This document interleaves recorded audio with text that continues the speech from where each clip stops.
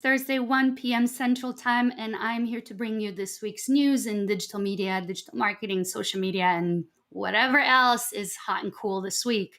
This week's theme is creators. And before you leave, I want to encourage you to start considering I find, quite important question. Are you a creator or are you a business? And if you're confused about the difference and you're saying, well, I am a creator because I have a blog and a podcast, maybe you want to stick around because this week's news has to do with tools for creators. And I want to have a discussion about how that plays a part in your marketing strategies. It dawned on me, based on so much of the news that's come out in the past few months, that the social networks are spending a lot of time and resources on empowering creators to produce better and more content. Everything from affiliate programs to now YouTube announcing this week that they're going to grant up to $10,000 awards for their shorts, YouTube shorts that perform well. And in an interview that the chief product officer of YouTube gave to Verge, he said that in their product development, they look at how many creators are getting started on YouTube and how easy it is for them to get started. In quote, what's the velocity of creators getting started? This is really important. And it's happening because the new ecosystem looks like this. And don't get me wrong, creators have been around for a long time. We've been blogging, YouTube's been around for a long time. But something has changed. Never before have these networks paid so much attention to creators. They've realized that is the juice that powers the social networks. They have three audiences: the people who are there to get what they want to get, and their role is to give the people what they want; the content creators, who have proven to be incredibly skilled at giving people what they want; and businesses, and they want to provide businesses the tools to run ads. Kind of, jump the line. If you're not a content creator or a good one, get in front of people by paying for your ads to be placed in front of them. So we have the audiences, the consumers, we have the content creators, and we have the businesses. So it's important to stop and look at our marketing strategies and say, are we a content creator or are we a business, or do we aspire to be a little bit of both?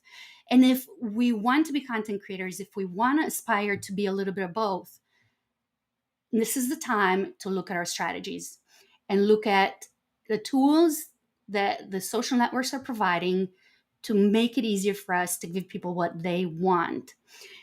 It's always easier for content creators, regular people, not businesses, to produce outstanding content because they are part of communities. They are the closest to their people, to their audiences. They are the closest to what's hot, what's trending. They learn the faster. Successful content creators is pretty much their full-time job. They're always up to date with what's trending, with how the algorithms work. Businesses tend to fall a little behind, but also, unless you make a choice to be embedded in the community, to create community, to participate in community, it's going to be a little bit harder for you to create the same level of content. Now, content creators and influencers are not the same thing. And here's what's changed. And I love to think about these things. So if you want to participate in this conversation, drop your thoughts in the comments. But here's what I'm thinking. All of these news that come out from the social networks about how they're empowering content creators focus primarily on their content, individual pieces of content. So how can we empower you to create a better reel, to tell a better story? It's not so much about the number of followers. Whenever we look at influencers, we focus so much on the number of followers, on the engagement numbers overall. The trend that we're seeing here is that the focus is on individual pieces of content. YouTube is going to award money to pieces of content, not influencers. So as part of your content strategy, focus more on the content. Don't get distracted as much by those follower numbers, which I know a lot of businesses are still chasing. And learn from creators.